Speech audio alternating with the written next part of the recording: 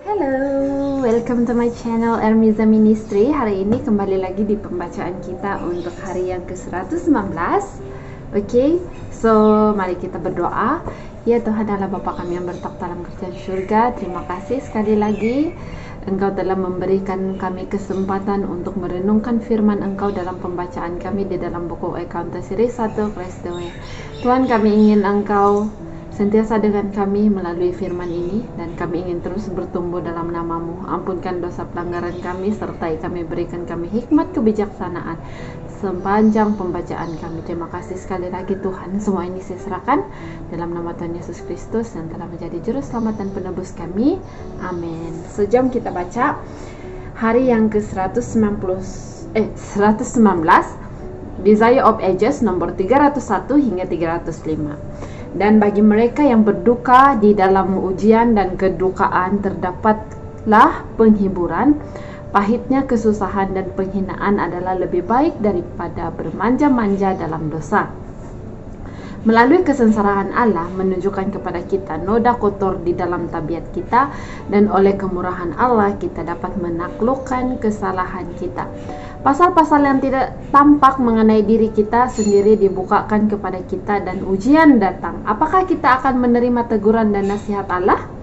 Jika terbawa ke dalam ujian, kita tidak boleh gusar dan bersungut. Kita jangan melawan atau menggelisahkan diri kita lepas daripada tangan Kristus. Kita harus merendahkan jiwa di hadapan Allah. Cara-cara Tuhan itu kurang jelas bagi mereka yang ingin melihat sesuatu di dalam satu terang yang berkenan bagi dirinya sendiri. Cara-cara itu kelihatan suram dan tanpa kegembiraan kepada sifat kita manusia, akan tetapi jalan Tuhan adalah jalan kemurahan dan akhirnya adalah keselamatan.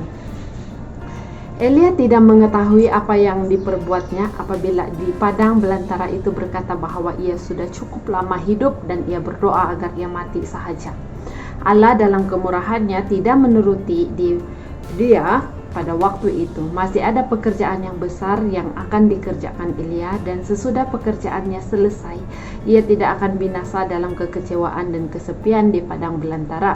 Bukannya masuk liang lahat, tetapi akan diangkat di dalam kemuliaan dengan pasukan kereta surga menuju takhta yang maha tinggi.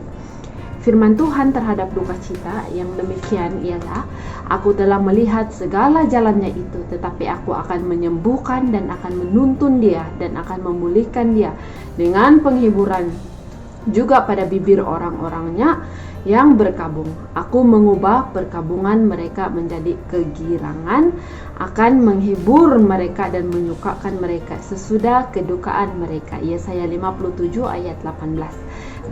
Yeremia 31 ayat 13. Berbahagialah orang yang lemah lembut. Kesukaran yang akan kita hadapi boleh berkurang oleh kelemah lembutan yang tersembunyi di dalam Kristus. Jika kita memiliki kerendahan hati Tuhan kita akan lepas dari sifat remeh, penolakan, sakit hati yang ke dalamnya kita terjerumus setiap hari, dan tabiat-tabiat itu akan berhenti mendatangkan kegelapan atas jiwa.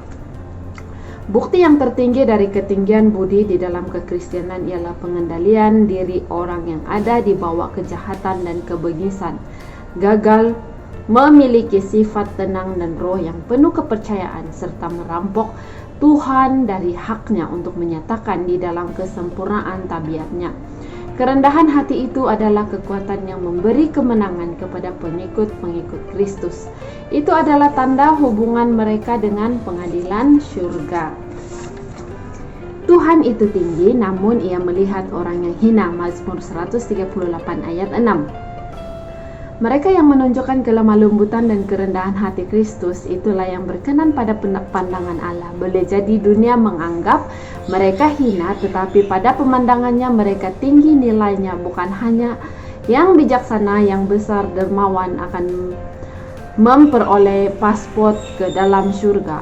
Bukan hanya pekerja yang sibuk, yang penuh semangat dan tidak kenal berhenti. Bukan yang miskin rohani, yang merindukan kehadiran Kristus, yang lemah lembut, yang mempunyai cita-cita tertinggi melakukan kehendak Allah. Mereka ini akan memperoleh hak masuk yang berkelimpahan. Mereka akan berada di antara orang yang membasuh jubah mereka dan membuat mereka putih di dalam darah anak domba. Karena itu, mereka berdiri di hadapan takhta Allah dan melayani Dia siang malam di bait sucinya. Dan Ia yang duduk di atas takhta itu akan membentangkan kemahnya di atas mereka. Wahyu 7 ayat 15. Berbahagialah orang yang lapar dan haus akan kebenaran. Perasaan tidak layak akan menuntun hati yang lapar dan dahaga akan kebenaran. Dan kerinduan yang semacam ini tidak akan dikecewakan. Mereka yang menyediakan tempat ini, hati mereka bagi Yesus akan memahami kasih-Nya. Semua yang rindu memakai tabiat Allah akan dipuaskan. Roh Kudus tidak pernah membiarkan tanpa penolong jiwa yang rindu kepada Yesus. Roh Kudus membawa perkara-perkara tentang Kristus dan menunjukkan kepadanya. Jika mata tetap ditunjukkan kepada Kristus, pekerjaan roh tidak akan berhenti sampai jiwa itu serupa dengan petanya. Unsur kasih sejati akan mengembangkan jiwa, memberi kesanggupan yang lebih tinggi untuk meluaskan pengetahuan tentang perkara-perkara surga, supaya tidak berhenti sampai penuh. Berbahagialah orang yang lapar dan haus akan kebenaran, karena mereka akan dipuaskan. Yang menaruh kasihan akan beroleh kasihan, dan yang suci hatinya akan melihat Allah. Setiap pikiran yang kotor menajiskan jiwa, merusakkan perasaan akhlak, dan membuang pengaruh Roh Kudus. Hal itu menudungi pandangan kerohanian agar manusia tidak dapat memandang Allah. Tuhan mengampuni orang berdosa yang bertobat, tetapi walaupun telah diampuni, jiwa itu telah berbekas. Semua percakapan dan pikiran yang tidak pantas harus dihindarkan oleh orang yang mau memperhatikan dengan jelas kebenaran rohani. Tetapi perkataan Kristus menutupi lebih luas daripada kebebasan, kesenangan yang tidak suci, lebih daripada kecemaran upacara yang dihindarkan oleh orang Yahudi. Cinta akan diri sendiri menghalangi kita memandang Allah. Roh orang yang memikirkan diri sendiri menganggap Allah adalah sama seperti dirinya sendiri, mementingkan diri. Sebelum kita membuang sifat itu, kita tidak akan dapat mengerti Dia yang mempunyai kasih. Hanya hati yang tidak mementingkan diri, lemah lembut, dan mempunyai roh yang tulus akan melihat Tuhan sebagai Tuhan. Tuhan Allah penyayang dan pengasih, panjang sabar, berlimpah kasih-Nya dan setia-Nya. Berbahagialah orang yang membawa damai.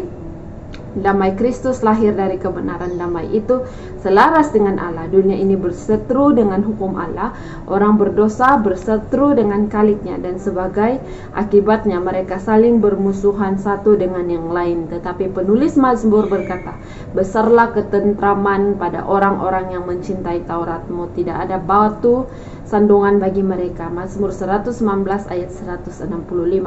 Manusia tidak dapat berbuat damai. Rencana manusia untuk penyucian dan pengangkatan perseorangan atau masyarakat akan gagal menghasilkan damai, sebab mereka tidak mencapai hati nuraninya. Satu-satunya kuasa yang dapat menciptakan atau mengekalkan damai ialah anugerah Kristus. Bila mana ini ditanamkan di dalam hati, itu akan mencampakkan bujukan-bujukan jahat yang menjadi sebab perselisihan dan percecokan. Sebagai ganti semak duri akan tumbuh pohon sanobar, dan sebagai ganti kecubung akan tumbuh pohon murad, dan pada gurun dan padang kering akan bergirang padang belantara, akan bersorak-sorak dan berbunga seperti bunga mawar. Yesaya 55 ayat 13. Orang banyak itu heran akan pengajaran ini yang amat berlainan dengan ajaran dan teladan orang Farisi. Orang banyak telah beranggapan bahwa kebanyakan itu terdiri dari harta benda duniawi, dan bahwa nama dan kehormatan manusia sangat diidam-idamkan. Sangatlah menyenangkan jika dipanggil rabi dan dianggap sebagai orang cendekiawan dan beragama, dan jasa-jasa mereka dipaparkan di hadapan Kristus. Menjelaskan bahwa harta dan kehormatan duniawi adalah pahala yang akan diterima oleh orang seperti itu. Ia berkata dengan kepastian dan kuasa yang meyakinkan. Terdapat dalam perkataannya, orang banyak itu diam dan dengan perasaan turut menudungi mereka. Mereka memandang satu dengan yang lain dengan penuh keraguan-raguan. Siapakah dari antara mereka yang akan diselamatkan jika ajaran orang ini benar? Banyak orang telah yakin bahwa guru yang ajaib ini digerakkan oleh roh Allah dan perasaan yang diutarakannya adalah ilahi. Setelah menerangkan apakah kebahagiaan yang sebenar dan bagaimana cara memperolehnya, Yesus lebih jelas menyatakan tugas murid-muridnya sebagai guru-guru yang dipilih oleh Allah untuk memimpin orang-orang kepada jalan kebenaran dan hidup kekal. Ia tahu bahwa mereka sering mengalami kekecewaan dan putus asa, bahwa mereka akan mendapat perlawanan yang hebat, bahwa mereka akan dihinakan dan kesaksian mereka ditolak. Ia mengetahui dengan jelas bahwa di dalam menjalankan perkabaran mereka, orang-orang yang rendah hati yang mendengarkan dengan teliti akan perkataannya akan menanggung fitnah, aniaya, penjara, dan kematian, dan kemudian dilanjutkannya. Berbahagialah orang yang dianiaya oleh sebab kebenaran, karena mereka lah yang mempunyai kerajaan syurga. Berbahagialah kamu jika karena aku kamu dicela dan dianiaya dan kepadamu difitnahkan segala yang jahat. Bersukacita dan bergembiralah karena upahmu besar di syurga, sebab demikian juga telah dianiaya nabi-nabi yang sebelum kamu. Dunia mengasihi dosa dan membenci kebenaran, dan inilah yang menyebabkan permusuhan kepada Yesus. Sampai di sini saja pembacaan kita pada hari ini. Terima kasih karena sudah bersama dengan saya. Jangan kita mengasihi dosa, sebab itu akan menghalang hubungan rapat kita dengan Yesus. Mari kita berdoa. Tuhan Allah Bapa kami yang berletak dalam kerajaan surga, terima kasih penyertaan Engkau. Terima kasih karena Engkau sudah memberikan kami makanan rohani hari ini dalam pembacaan ini. Biarlah Engkau terus beserta dengan kami supaya hari-hari kami itu senantiasa akan mendekatkan diri Engkau melalui pembacaan ini. Terima kasih sekali lagi Tuhan penyertaan Engkau. Ampunkan dosa pelanggaran kami. Semua ini saya serahkan dalam nama Tuhan Yesus Kristus yang telah menjadi juru selamat dan penebus kami. Amin. Terima kasih semua dan Tuhan memberkati. Bye.